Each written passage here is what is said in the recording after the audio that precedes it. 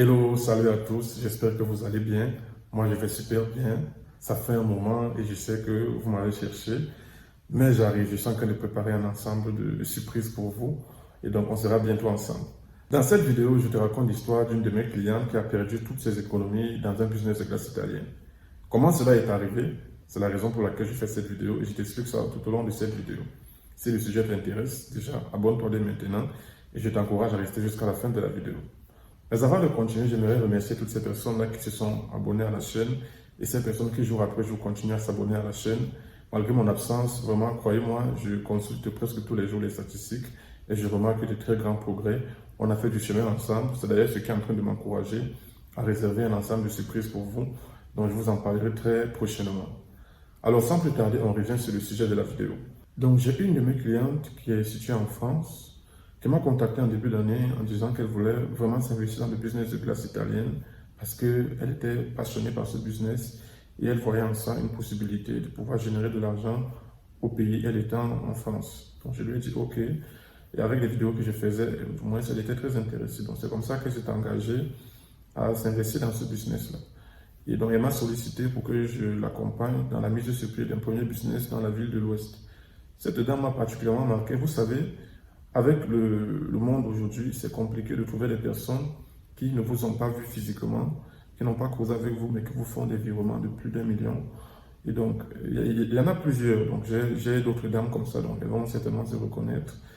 Et donc, quand vous rencontrez de telles personnes, il y a beaucoup de respect que vous éprouvez envers de telles personnes. Non seulement parce que c'est un marque de confiance envers votre personnalité, mais vous savez, aujourd'hui, la confiance n'exclut pas la méfiance. Le monde est devenu tellement compliqué que c'est difficile de faire un virement, un transfert d'argent à une personne qu'on n'a pas vraiment discuté avec elle physiquement. Et donc, cette dame-là fait partie de personnes que je respecte beaucoup, qui m'ont fait confiance sans m'avoir vu en me faisant des virements depuis l'étranger.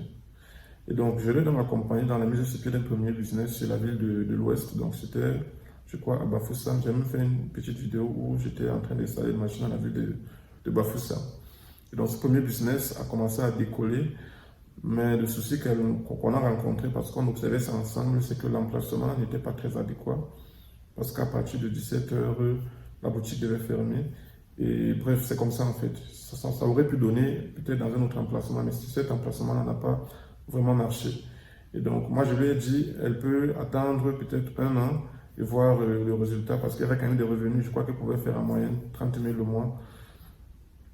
Mais il fallait vraiment beaucoup de temps pour pouvoir récupérer déjà l'investissement et ensuite s'attendre au gain. Donc on a ensemble décidé, j'ai quand même confirmé ce point de vue-là. Je lui ai dit, si elle peut céder la machine, ce serait une bonne chose. Donc elle a cédé dans la machine au propriétaire de l'emplacement, lui qui par contre était intéressé parce que lui, il avait déjà une boutique sur la place et donc lui, il n'avait pas la pression sur le temps. Il savait que tôt ou tard, il allait pouvoir générer l'argent sur cette machine. Et donc, quand elle a cédé sa machine sur la ville de l'Ouest, elle a directement voulu lancer une autre activité dans la ville de Douala, la même activité. Et donc, elle m'a encore sollicité, et cette fois-là, elle m'a encore fait un virement pour une deuxième machine et pour que j'aille l'installer dans la ville de Douala. Donc, je suis également allé sur la ville de Douala pour installer cette machine-là. Et le concept là-bas était très intéressant parce que c'était un concept de mini crèmerie où elle faisait non seulement de la glace italienne, mais aussi des crêpes, des gaufres, des trucs comme ça. Et elle comptait aussi faire du moins c'est des glaçons en cube pour les liqueurs et tout ça. Donc c'était très intéressant. Elle avait un bon petit emplacement au bord de la route. C'était très bien situé. Et donc quand moi j'ai vu tout de suite, j'ai compris que cette fois-ci le concept peut donner et surtout l'emplacement qu'elle a pris allait vraiment donner.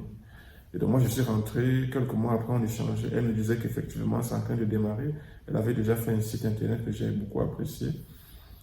Et donc, moi, je m'attendais à ce qu'elle m'annonce que ça a explosé et que les chiffres sont vraiment à l'attente de ce qu'on espérait. Et donc, très malheureusement, hier, elle m'écrit pour me dire que c'est compliqué, elle doit fermer boutique.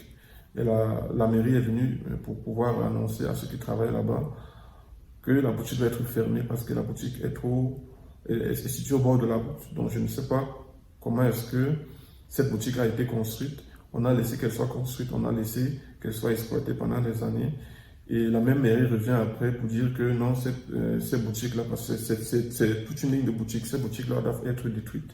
Sans tenir compte qu'il y avait des personnes qui ont déjà investi. Et donc, elle, par contre, elle avait investi toutes ses économies parce qu'elle a d'abord mobilisé une partie sur le premier business à l'ouest et une deuxième partie sur le second business dans la ville de Douala. Et moi, ça m'a particulièrement touché, non seulement à cause de la relation de confiance, mais également parce que c'est un phénomène que j'ai vécu récemment. J'étais obligé de fermer boutique à cause d'un problème, d'un litige sur le terrain, la famille qui ne s'accorde pas. Et moi, je suis, comment dire ça, je suis un peu celui qui paye les pots cassés au milieu. Et malheureusement, moi, j'avais construit l'emplacement avec mes propres faits. Et donc, vous imaginez, c'était beaucoup d'argent que j'ai dû perdre. Et je suis en train de me reconstruire, donc je suis en train de construire un nouvel emplacement. Je crois que d'ici peu, je serai de nouveau dans les activités. Ça va aller, c'est aussi ça l'entrepreneuriat. Et donc, je suis particulièrement touché. Moi, ça me choque en fait. Le premier constat que je fais, c'est que lorsque nous, jeunes entrepreneurs, on décide de se lancer, on dirait que tout autour de nous, l'environnement s'oppose à nous. Ça, c'est un réel problème. Parce que on a beau suivre les formations, déjà j'ai une formation qu'elle a suivie et j'explique toutes les étapes. Je crois qu'elle a vraiment tout respecté. Et vraiment, je n'aurais pas pu prédire que cet emplacement qu'elle a choisi cette fois-là allait avoir des problèmes. Donc c'est très compliqué. Si tu as aimé cette vidéo, alors je te promets que tu vas adorer ma formation Bien démarrer et réussir son business de glace italienne en Afrique. C'est une formation au cours de laquelle je te partage toutes les informations nécessaires qui vont te permettre de bien démarrer et de réussir dans ce business-là. Tu sais, le business de glace italienne, beaucoup en parlent, mais peu disent vraiment la vérité. Et dans cette formation, je vous donne toutes les informations de manière transparente, sans tabou.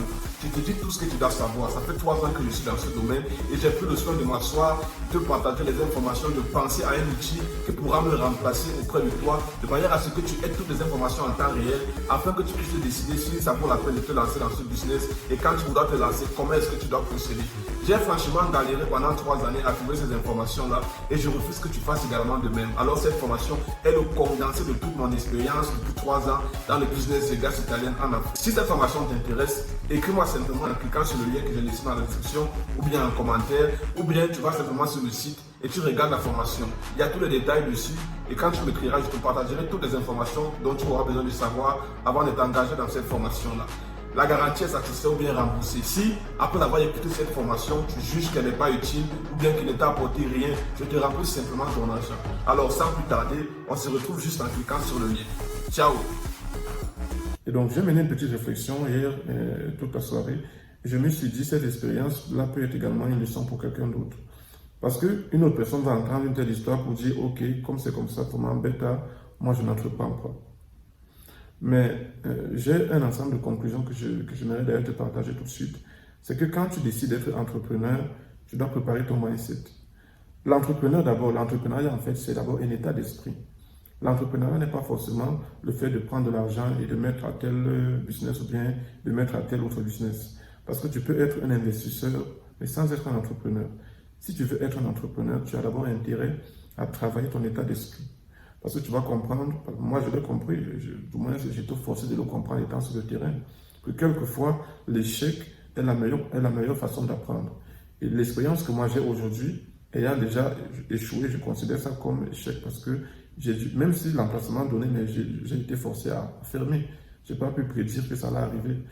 Mais c'est une bonne leçon et ça m'a donné une notoriété aujourd'hui, une expérience aujourd'hui que je n'ai pas à justifier devant quelqu'un. J'ai compris un ensemble de choses. Je sais désormais comment m'y prendre, au moins dans certains aspects. Et donc, un entrepreneur également doit pouvoir être préparé à apprendre de ses propres échecs. Je sais, ça fait mal, c'est très douloureux, surtout pour cette dame que je respecte beaucoup. C'est un coup que moi j'ai vécu et sincèrement, on a du mal à se relever si on n'est pas vraiment entrepreneur dans l'esprit après un coup pareil, surtout quand on essaye de commencer. Imaginez un jeune qui mobilise 1 million. Ici en Afrique, c'est compliqué. Tu mets dans un business et du jour au lendemain, tu dois cesser tes activités. C'est très compliqué et c'est très décourageant. Alors, j'aimerais partager quelques réflexions à toutes les personnes qui se posent la question, mais si c'est comme ça, vraiment, mieux on n'investit pas. Moi, j'aimerais vous poser une question en retour. Dites-moi, quelle affaire, quelle entreprise allez vous lancer sans qu'il y ait risque? Parce que vous savez, il y a des risques qu'on peut contrôler, mais il y a certains risques qui ne dépendent pas de nous. Quand tu décides déjà de commencer à investir, le propre fait que tu as déjà recruté des personnes qui ne sont pas toi, donc il est possible que tu puisses échouer, non pas à cause de toi, mais à cause des personnes. Si elles décident de ne pas faire de la bonne manière, elles peuvent te faire échouer. Et c'est l'un des problèmes également qu'on a, que j'ai soulevé également dans une de mes vidéos. L'autre côté, c'est qu'il y a des événements extérieurs qui peuvent te faire cesser les activités à tout moment. Tu as beau tout vérifier, tout est prêt, mais imagine une décision, une loi qui est votée, une décision comme celle de la mairie qui vient bafouer tout ton business du jour au lendemain. Ou bien comme en période de Covid, une simple épidémie vient également te mettre off. Donc c'est très compliqué. Mais en réalité, c'est là où on peut déterminer si on est entrepreneur dans l'esprit. Parce que pour ma part, la première leçon, du moins le premier gain qu'on a en décidant d'investir, ce n'est pas forcément que la chose réussisse, mais c'est déjà le fait qu'on a décidé d'investir et on va acquérir une expérience supplémentaire et ça va donner de l'audace. Désormais, on sera plus habilité à entreprendre parce que c'est déjà une barrière pour beaucoup de personnes de décider d'investir, peu importe. Il y en a qui n'arrivent même pas à faire une petite chose pour aller la vendre en fait. Rien que le fait qu'ils veulent déjà prendre son argent qu'il a dans la poche, qui ne souffre de rien, le mettre dans une histoire qu'il ne sait pas si ça va donner ou pas. Vraiment pour lui, ce n'est même pas envisageable. Donc j'aimerais juste encourager un jeune frère, une jeune sœur à persévérer, surtout à être déterminé. Parce que quand des moments comme ça arrivent, sincèrement, si tu n'es pas motivé, si tu n'es pas déterminé à réussir et avancer dans l'entrepreneuriat, tu vas abandonner. C'est la raison pour laquelle tout le monde aujourd'hui peut parler de l'entrepreneuriat. Mais moi, je dis les vrais entrepreneurs, ce sont ceux qui sont sur le terrain. Il y en a qui vont faire des belles vidéos, ils vont raconter des belles philosophies, des belles thèses, ça c'est très bien. Mais un bon entrepreneur, un vrai entrepreneur, c'est celui qui est sur le terrain. Tu peux être un bon investisseur, il n'y a pas de problème. Tu peux mettre ton argent ici, tu peux mettre ton argent là, ça réussit, ça fait de toi un bon investisseur. Mais si tu veux être un entrepreneur, tu as intérêt à aller sur le terrain. Ok, j'espère que cette vidéo vous aura été utile. Donc, je vais juste rappeler que j'ai toute une formation sur le business de glace italienne. C'est vrai qu'on ne peut pas garantir le succès, mais au moins, on peut pouvoir le préparer en ayant au moins le strict minimum en tant qu'information. Surtout dans ce domaine-là, c'est pas vraiment une bonne idée de s'engager aujourd'hui dans ce domaine sans avoir un strict minimum d'informations. Donc, si tu veux te lancer dans ce business, si ça t'intéresse, alors j'ai toute une formation que j'ai faite, que j'ai appelée Bien démarrer et réussir son business de glace italienne en Afrique. Et au-delà de ça, je suis également un fournisseur d'équipements, donc je suis dans le e-commerce. Je vends des machines à glace italiennes, des machines à glace classiques, pour pas mal de choses. Donc je suis en train de préparer tout un catalogue et donc je peux également te produire ces équipements à ce niveau. Donc peu importe où tu es, bon, pas peu importe. D'abord, si tu es au Cameroun, c'est déjà évident qu'il n'y a pas de problème. On se rencontre quand tu veux. Mais si tu es à l'étranger, il faut certains critères. J'ai certains transitaires avec lesquels je travaille et il faudrait qu'ils soient situés dans ton pays. Je crois que la majorité des pays de l'Afrique centrale y figurent. Donc, si tu es intéressé par une machine, tu m'écris simplement par WhatsApp sur le numéro qui est affiché au bas de l'écran là et je te donne tous les détails. Alors les amis, j'espère que cette vidéo vous aura été utile. Laissez un like, abonnez-vous, partagez la vidéo pour encourager un frère ou une jeune sœur en difficulté. Que Dieu vous bénisse. Ciao.